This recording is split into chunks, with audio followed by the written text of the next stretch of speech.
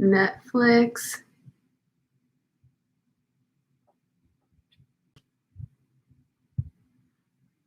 Out of thin air, right? Yes. Sorry, guys. Get a close-up of my face right now.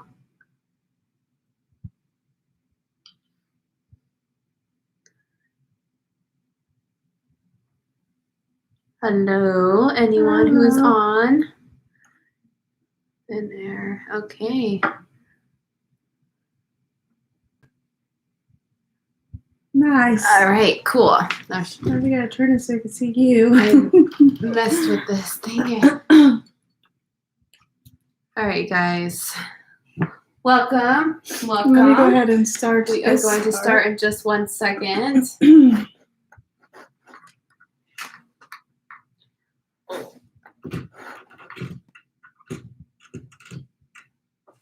I guess I can only see your face because my face is covered by the comments. I know. Can you get closer, or should I move back? Yeah, that's fine. Okay, I can move here. All right. That's good. Hello, everyone. What's up? How's it going? All right, you want to start? Okay, yes. All right, good. And then you're okay over there? Yep, we're good to go. Oh. I'm like, you're kind of off of it. There you go. There we go. All right. And start. What is up, everyone? This is episode 8 of the If Communities Could Talk podcast. We are changing it up a little bit. Big surprise. We are going to start doing documentary reviews. So not just any sort of documentary. It's going to be mainly documentaries that are revolving around crimes, unsolved mysteries, murders, anything that has, kind of a zing to it, or like something that's like very controversial. Yeah, it's fun for us. Yeah, so our first one that we're doing is called Out of Thin Air. Mm-hmm. And you can find this on Netflix. So If you find this review helpful or entertaining, then you might want to watch that. One thing we're going to do is we're not going to tell you necessarily everything that happens in the documentary because we want you to watch it and enjoy it on your own. But we're going to tell you we're going to go through a couple of things that we got when we watched it, and we'll at the end let you know if we believe that it's worth it. We have a rating scale that we're going to be providing to you. Let's just go over the rating scale real quick. Okay. Want to? Yes. Okay, so the rating scale is going to be the telephone. What do you call these telephones? The rotary telephone? The rotary telephone. I hope I'm saying that right. Like, it's like we're on the cusp of not being too old and not too young, and sometimes we just still don't know what we're talking about. Speak for yourself. I know. Rotary telephones. I'm pretty sure it's a rotary telephone. No, I think you're right. Okay, so pretty much you can have one telephone up to 5, and one is not worth your time, so it's a dead dial tone. Yep. No, and then if you have 2 rotary phones, it looked cool at first, but you'll end up scrolling through social media anyway. Okay. Number 3. Oh, we got something going on. Sorry about that. So, number 3. So I guess my phone is connected to a Bluetooth there somehow. Oh. It was interesting. You learned something. Some dull moments, so it's like maybe worth the watch. And then the phone is on hand, but you're not looking at it. Okay, you have it there in case you need to. And then we have 4 phones, which is fun to watch, attention grabber for sure. Phone is close by, so it's not in your hand. And then 5, which is captivating experience, a must-watch film. Phone is nowhere to be seen. And what is a phone? Exactly. At this point. You forget everything about your phone. And all that matters is that you're on crazy. the edge of your seat. Yeah, you are stuck in the present watching this documentary. So this documentary, it wasn't too long. I believe it was about 90 minutes. Mm-hmm. So from the information they gave us within 90 minutes, it was, packed. It was packed. It was very packed. Yeah, for sure. I don't know if I'm biased because we had to actually talk about it, but I couldn't do anything else like while I was watching it at all. So. No, I couldn't do anything else either. I actually watched it twice because the first time I kind of had some stuff like social media around, you know, but you have to really pay attention to get the most out of this documentary for sure. Yep. And I like that it's only one episode, I guess you would say, right? Because there's certain documentaries we're going to cover that are multiple episodes, like a docu-series. Mm-hmm. This one's like a quick, easy, because it's short, but also really intense. Okay, so shall we start on the list? So we have multiple categories, I guess we're going to talk about, and we're going to just kind of go through the full thing so that we don't miss anything. So the title of this documentary is called Out of Thin Air. Yep, it was made in 2017. Not sure when it was released on Netflix, but that's where you can find it. That's where we found it.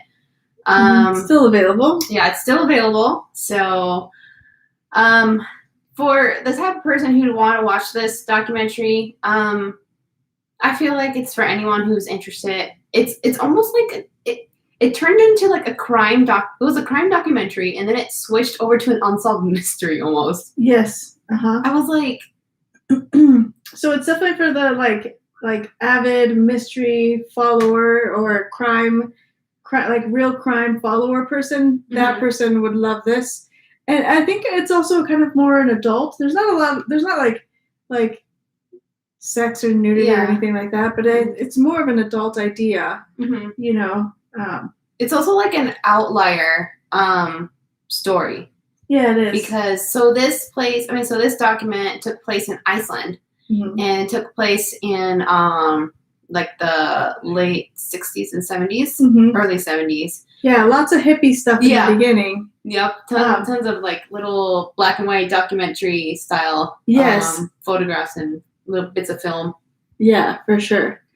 So I actually really liked that. I have to say that I really liked the footage of like real people during the time in Iceland in like festivals and stuff like that. Like that was really cool. Yeah. It really sets a scene for like what's about to happen. Yeah, so it was kind of like I'm saying like it's an outlier documentary because nothing really happens in Iceland. Iceland is like one of the best places. They have like a you know, like this was it. This was the crime that was committed. Yeah. So and everybody knows about this crime. Yeah. So what is the purpose of this documentary? So I think that the purpose of this documentary is to bring awareness to people about this idea that you can coerce somebody into saying pretty much whatever you want them to say, or remembering whatever you want them to say. I guess that's the purpose for me. You know, it started off very mysteriously, and I watched it. I watched it and it was good. Yay! We just got a comment and someone said they watched it and it was good. Awesome. So see, we do have a viewer that agrees. But yes, coercing people. I know, it's a weird word, isn't pretty it? much like manipulating their own memory. When it started out, I didn't realize this was going to be part of any kind of memory thing. Neither did I. Like probably about halfway through the film. You know, neither did I. And then when I rewatched it the second time, one of the things that I wrote down is that one of the first comments it said is that memory is a fickle thing. Yeah. And then I was like, oh my God, I missed that on the first time. And wow. I saw that, but I didn't think anything of it. I didn't think anything of it either until like it was going to happen. But then when I watched it the second time, I was like, oh my goodness. That's why that comment is there. It was really weird, like the takes on both sides. Like I can't figure out who's telling the truth. Yeah, let's get to that point later on. But yes, I agree 100%. Yeah. It's like you don't really know, and that's the thing is like we never will know. Yeah, you know? The only people that are going to know are the people that were there, and you know some of them are not here anymore. So the main message the director wants to get across to the audience is just that. Like I'm thinking I think it's left up to like the viewer's opinion. That's true too. Yeah, I don't know. See, it's really hard for me when I don't have enough evidence. Yeah, me You too. know, like I'm one of those people, like, I want the facts. I want the facts. I want, like, the data, and I want to be able to analyze the data and come to a conclusion. Yeah. You know, I want to have an interpretation. I don't Uh-huh. want to have, like, data and no way to analyze it. Like, Isn't that what drives me happened crazy. in Tiger King? They're like, Carol Baskins did it, and it was like they didn't have evidence. There was no evidence. Yeah, exactly. Like, that's why she is not in prison. Although they got you know. Yeah, but that's another story for another Yeah. day. Okay. Next. Did we know anything about the subject before we watched the documentary? I had no idea. I don't know anything about this particular case for sure. I didn't really know anything about, like, Iceland. I didn't really picture Iceland as a place where, like, there was, like, this big hippie movement. No, yeah. I always pictured Iceland as, like, you know, manual labor. Yeah, like more rural, I guess. Yeah, and like maybe we're just farming. being, like, you know, ignorant Americans. Maybe. Fishing. But, like, yeah, like, what about like this? It was like crazy festivals and all kinds of, like, drugs and all this stuff, and that's like what you would, I don't know, what I thought was more of like a typical Western thing, like a typical, like, you know, USA American thing. Yeah. Not that, like, I don't know. I just didn't really think about it. When the movie poster, I guess, or I don't know what this is called. Yeah, like when they propaganda it on Netflix too, yeah. they show you. So, like, this is what it says. So it says, out of thin air, when murder is just a memory, and then it goes on to say, 6 suspects confessed to 2 violent murders. Their involvement was all in their minds. This is the strangest criminal investigation you've never heard of. Yeah. Like, that's pretty much a nutshell. Yeah. So, like, rolling on to what did you expect to see? I had no idea what I would expect to see. Neither did I. I thought it was just going to be, like you said before, just like a usual crime type of documentary, and then it ended up being like this whole nother thing. All of a sudden, it just shifted. And I liked it. Yeah, no, I honestly thought there was going to be some evidence, though. Yeah. So like our next question is, like, what questions do we have about it? But I had a few questions. Like, I don't know if, like, you want to, like, talk about it at all. Like, I mean, you know, people who are listening to this, you know, we're obviously going to give away a little bit. Yeah. But, I mean, we don't want to give away too much, but we should talk about some of the things that do you remember questions this? about. Do you remember that scene? No, I don't remember that scene. Where one of the suspects actually goes out there and, like, pretends to take yeah. pictures? Like, what is that all about? Yeah. Okay. So we should probably explain that before we talk about it. So, yeah. Do you want to explain it? I was trying to remember that dude's name. Like, all their names are, like, kind of like, their names are difficult because they're, like, you know, Iceland names, I guess. I'm not sure. They're really cool, though. They are. Okay, so it was Christian. Okay. Christian is the one who actually, like, went out and took pictures of how he would have. Or how he was saying. Or, like, how this was his confession. Yeah, so he went out and, like, took pictures of, like, how his confession looked. And I was just like, why? Yeah. This is something that I have seen happen in, like, different documentaries where people, like, act out the entire thing when they actually have not committed the crime. Or, well, we don't know if they have, but they act out the entire thing as if they're, like, recreating it, but it ends up not being truthful. So, like, the scene that she's saying right now, there's, like, the two males. One of them is a Christian guy, and he's like recreating how the events took place. Yeah. And that blew my mind away. I guess that's not how the events took place, because we don't know if anything happened. He may not have been involved at all. Okay. So the documentary starts with the perspective of this female. What is her name? Her name is Erla.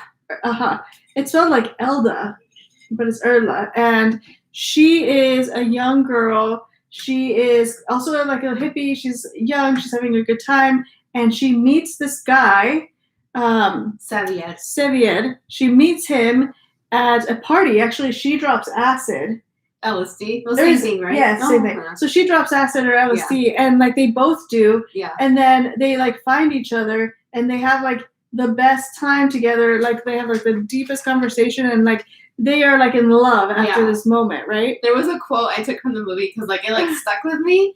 So she was like, "There was no other way to go forward but together." Like, oh, so like she's like changed, you know.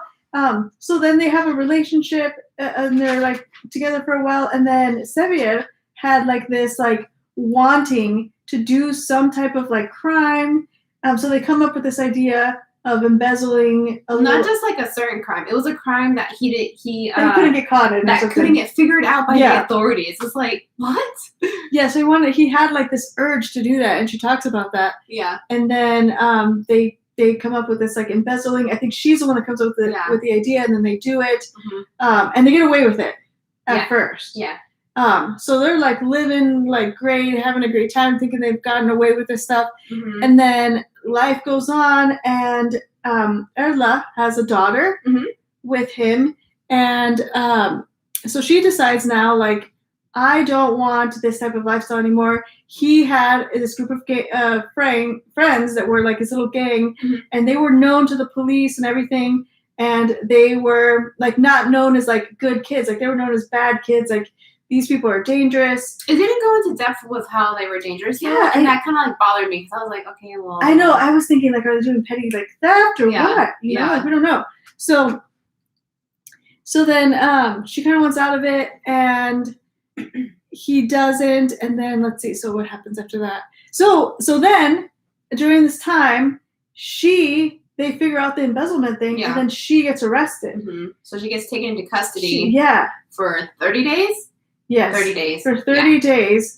They actually leave her in her cell for 10 days and like don't even talk to her. So they put her in her she goes into her cell, she's in there for 30 days. And then during this time, she decides, because she's like done with this type of lifestyle, she wants to leave it, that she's going to say everything and anything and any involvement that Sevier has been in. So she's going to just out everything completely. She tells the truth about the embezzlement. She tells the truth about any other like little petty things that they had.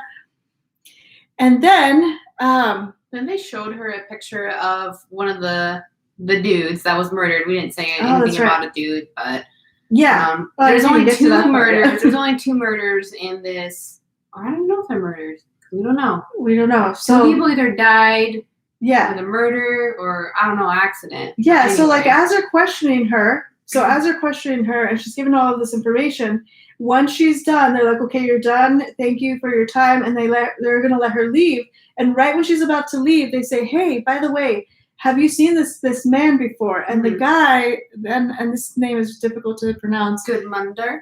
Yeah, so yes. I don't know why I like pronouncing these names. So that's his name.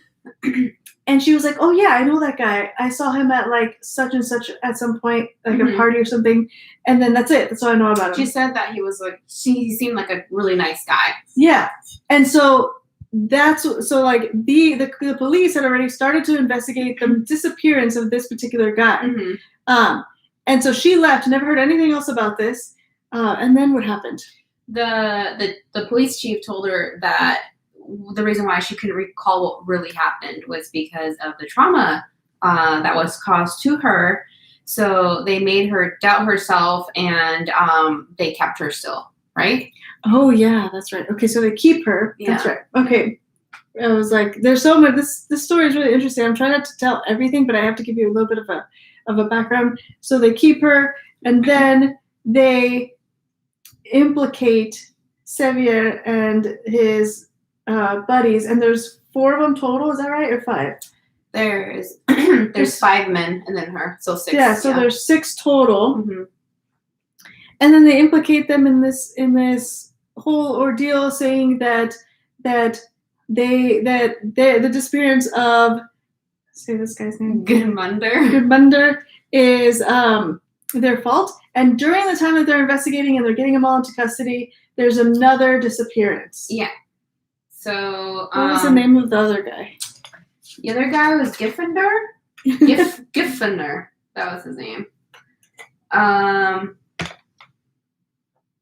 Not sure when that happened. It was a little bit later that year, though. It was during the time that they were being during the time that they were like being investigated and trying to get them into custody and stuff. Mm-hmm.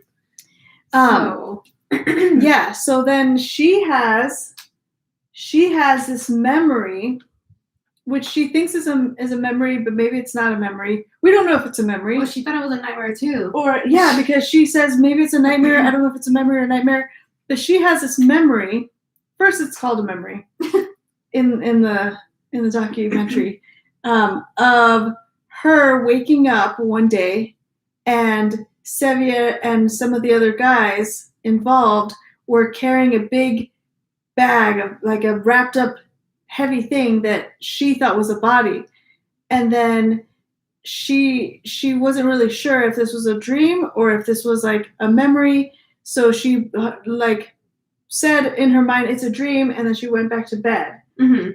And then this is when the cops were like, well, you're not remembering because you had like drugs in your system. Uh-huh. So they said, that's not the whole truth. You know more than this. You just can't remember. Man, I wouldn't know because I've never, done that stuff.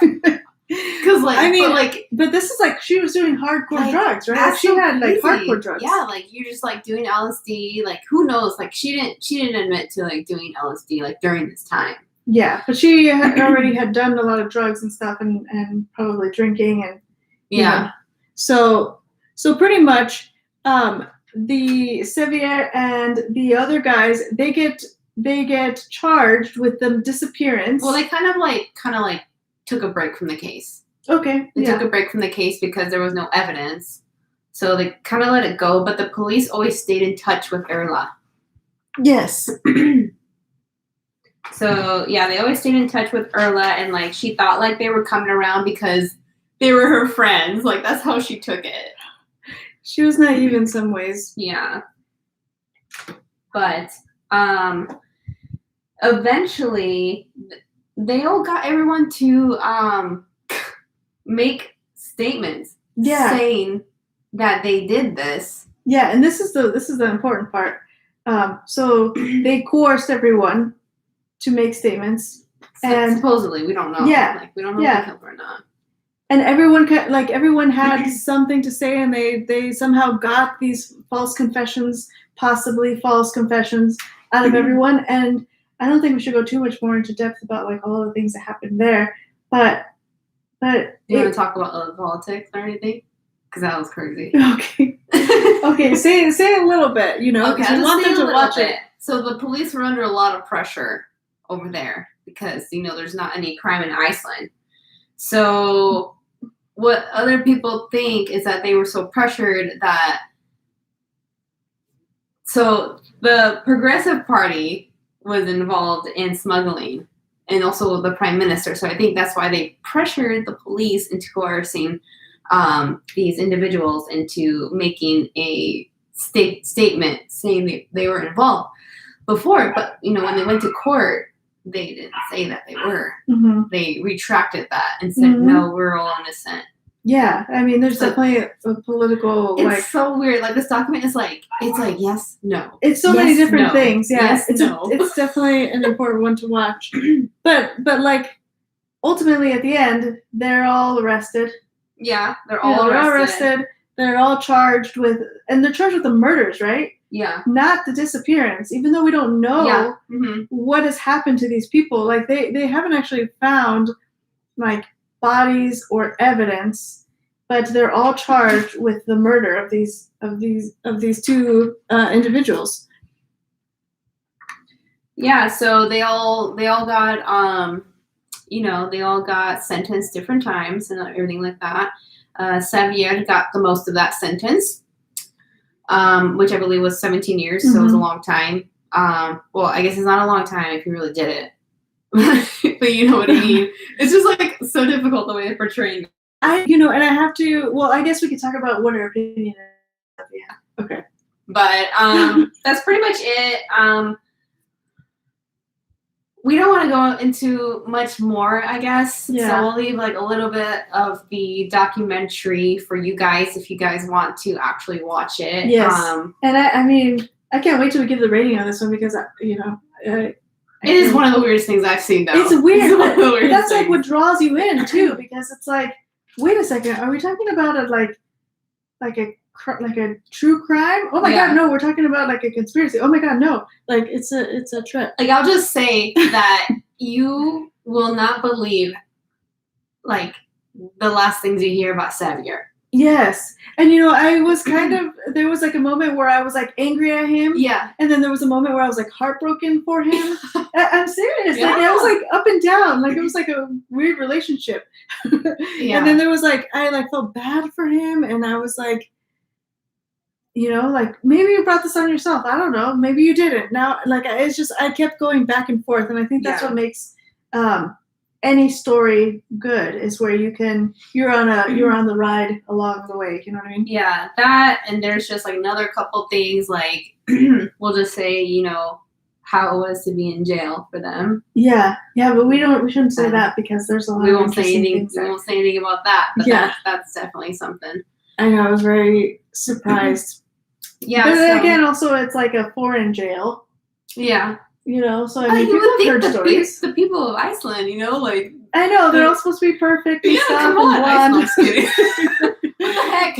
Okay, so we want to talk a little bit about like the sound effects and some of the camera work, and how they did the interviews and like the lighting. Like the lighting, it was something that I noticed immediately. It was amazing. So good, right? Yeah. I was like very impressed. So like the lighting, the mood, and the whole documentary was really well done.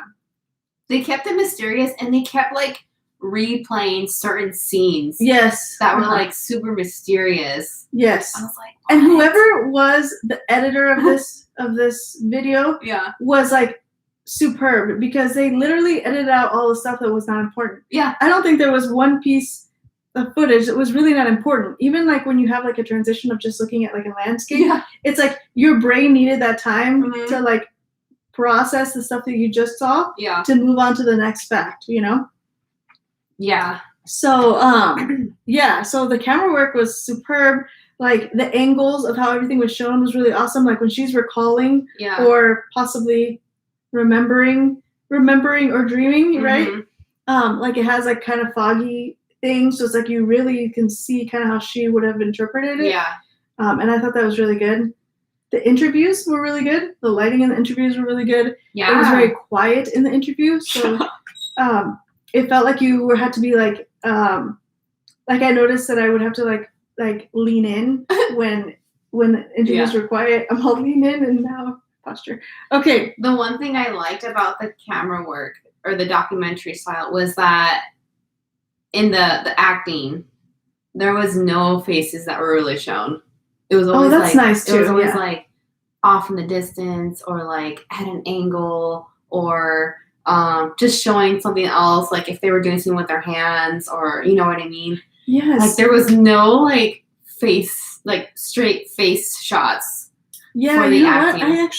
I'm glad that you said that because I didn't even think about that until right now. I was like, what? but that's probably why you can like almost put yourself in that. Yeah. And like you're watching it. Because I think it would have taken your imagination away if you saw more details like that of what they thought they would look like back then. Yeah, totally. Yes. So. Yes, I love that. That's a really good point. Let's see. So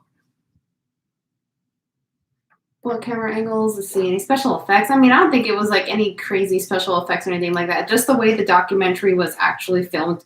It was really good. Yeah. Just special in itself. Yes. It didn't really need anything else. It didn't. It was like, and that's also, I liked that there was no special effects because sometimes when you have more like raw looking, it wasn't raw because it was well polished. Yeah. But when you have something that's kind of raw looking, I think that gives it value. Yeah. So the interviews, I felt, okay, because sometimes I see interviews and I'm like, I just like, my intuition tells me like this person's like BSing or like, like, or if they're like actually telling the truth. Yeah. When I was watching this documentary, I felt like they were telling the truth. Me too. I think that's a was lot of crazy. things though. I I was feel like like, it's the lighting, it's a lot of things, the mood. Yeah, so who knows if it was like I know. the maybe director, like, experts, you know, who knows? like making our opinion form like the way that they wanted it to. Mhm. It was cool. So let's see. So what part of the documentary did you like the most? Wow. It's really hard for me to separate the things because I feel like it's like a system. It like really does the best when it's all together. The part that I liked the most though, I liked the setup. I really enjoyed like I said a moment ago, like I liked the footage of like real people in Iceland during the time, like the hippie movement, how it like really set up the tone of the entire documentary. Like I feel like if I didn't have that, I wouldn't have been hooked immediately, and then I wouldn't have cared about the rest. Yeah. We're gonna take just a quick intermission. So hopefully you guys are enjoying this review as it is our first one, and one of many that we're gonna start doing. Yes.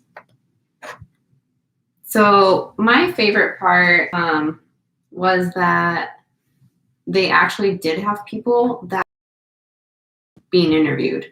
Yes. I was like, what? That's a Happens good like thing, yeah. you know, like this never happens. You do get to see Xavier, you know, bits and pieces in there, but it's mainly Erla. But even like having Erla, like only like just like one real life person that like actually went through this, Yeah. it kind of like it's like it gives you a different kind of emotion. It like cements it into like it being real. Like you feel like it's real. Like you don't feel like you're watching just like a story. Yeah. You know, when something's real, I feel it's more powerful. I learned a lot from this. Like I learned a lot about just like how they do interviews, like how prisons are in the area, like how the like investigation tactics have changed. There was so many You know? investigations, and like I don't even know, like 3 different types of investigations. Like it just gave me, I didn't want to give it away, but like it gave me like, it was like I'm seeing through a window, and then it's like I open the window, kind of like I'm like, wait, what? Yes, and that is like the amazing part of like the cinematography of it too. Yeah, totally. Any drawbacks of the documentary? I think the only drawback was I think some certain people declined to interview. Yeah, but I understand. Yeah, that's like one of those things. I guess that's it. That's one of the drawbacks. It's not really a drawback of the documentary. It's not. It's kind of hard to come up with something that's not good about the documentary. Yeah, I have to say. In fact, I felt like it was even better on the second watch. Yeah. You know? So maybe one of the things that could be a drawback, I guess, for some people is like, it's very quick. Yeah. It's very very full of content, very quick. It's like fast processing time. Mm-hmm. So that could be a drawback for people. Like maybe people can lose interest if they're not hooked immediately and they're not actively paying attention, you know? Mm-hmm. I guess that would be a drawback, but I really like that. Yeah. Because I really like to be like intrigued. Yeah. You know? Yeah. I definitely did not expect the documentary to play out the way it did. And that turns into the next question, which is, was there anything that surprised me? And more or less the ending surprised me. I was a little bit shocked. That's pretty much all I can say. Yeah, the ending, and when you say ending, you're thinking about like the last like 20 minutes at least, not like how it ends. Yeah, like it doesn't end, but but like all the things that happen at the end. Yeah, I was like, what? And like, what? It's like it was like a culmination point, like a crescendo. Yeah. There you go. I was really surprised at the things that were happening at the end too. I was like, why? Yeah. Oh my God, you know, this can't be, like, this is upsetting, you know? Mm-hmm. Yeah, and the last question, I guess, well, we're going to discuss a little bit more in a moment, but would you recommend this documentary to friends? I would, but only to people that are interested in like crime documentaries. Yes, because it's heavy in material. So Mhm. so I agree. That's what I would say. Like there are certain people that I know that would not care No, about yeah. this. You know, They're not like, be interested. This was 40 years ago. Why should I care about Yeah. it? Yeah, like my sister Patty, she would love this. She would be like, "Oh my god, oh my god." Oh, so Patty, you should watch it. So yeah, but like certain people, they would be like, "Nah, I don't care about that," you know. Yeah, you have to be like intrigued in the I guess kind of the process of, investigations Mm-hmm. and I guess the system, how the system plays out. But also like the story of like a person like evolving, Yeah. like it really, you get a chance to see how things are not always run the way we expect it to be Yeah. run too. You know what I mean? Yeah. That's disappointing to me. Because Erla was probably like at least Like you're supposed to, 65, like we're supposed to 70. be like the system, right? The system overall is supposed to take care of its people. Mhm. You know, it's supposed to make sure that everybody is like offered a like just process, right? Mhm. Due process. Like those are all things that are everybody's right. Yeah. And this is a good example of how it could be manipulated in some ways, and it could be not right. You know, Yeah. like that's a lot. It's just like it's up to someone's like own opinion. But it's I don't know. It's hard to say if these people were innocent. See, And that's it's hard to say they were I was going guilty. back and forth constantly. And it's like you still keep that opinion too after you watch it. Yeah. But also sometimes if you're guilty, there are certain things that you may not deserve. Yeah. Yeah. You know? Yeah. You could have been like a kid and something went wrong and you didn't know what to do. Yeah. You know what I mean? Mm-hmm. And then the rest of your life has changed. Yeah, because they were like pretty much kids. Yeah, I think they were like kids. 18, 20. That's a kid still. Oh yeah, for sure. Yeah, for sure. I look back, I'm like, yeah, that's a kid. You know, I was a kid. Yes. I thought I wasn't a kid, but I was. Yeah. You know? So, shall we talk about the rating? What do you think? Yeah. Let's see. So we don't have to like have the same rating. So let's see. I definitely don't think it's a 1. I think it was worth my time. And of course, this is going to be a little biased only if you're into crime. Mm-hmm. Okay. 2, look cool at first. You'll end up scrolling through social media. I think it's a little higher than that. Mm-hmm. Interesting, learn something, some dull moments, phone is in hand, but you're not looking. I think I'm going to have to go with a 4. So this was fun to watch, attention grabber for sure, and the phone is close by. Mm-hmm. So mine is a 4 out of 5. Yeah. I really, really did like it, but I think because, the realness aspect of it, it would be a 5 for me. But because there was no resolution, I'm just like, dang. Okay, so I guess we think alike, okay? Because literally it's like exactly what I was going to say. I feel like if there would have been a resolution, something that I can like grab onto and like hold on at the end. Yeah. I feel like it would have given me like that sense of satisfaction after I'm done watching it. Like I don't want to want more when it's over, you know? Yeah. And when I want more when it's over, it's not 100% perfect, you know? So, and I'm also extremely picky. I think a 5 is going to be really hard to get out of me, you know? Yeah. So, a 4 is excellent, though. Yeah. A 4 is still really good. It's really good. So, fun to watch, attention grabber for sure. Phone is close by. I'm not looking at my phone. No. I'm looking at the screen. Yeah. I'm enjoying it. I'm having a good time. I actually felt kind of sick watching it because I was like, "Oh my god!" Good time in a way where you're stimulated, that like you're intrigued. Yeah. Not good time like you're enjoying like the misery of other people. I was just like, my life's in shambles. My memories. No, I'm just kidding. Oh my goodness, I'm just joking. Yeah. So that is our review on Out of Thin Air. It's on Netflix currently. Yeah. Again, it came out in 2017. We would recommend it. We give it a 4 rating.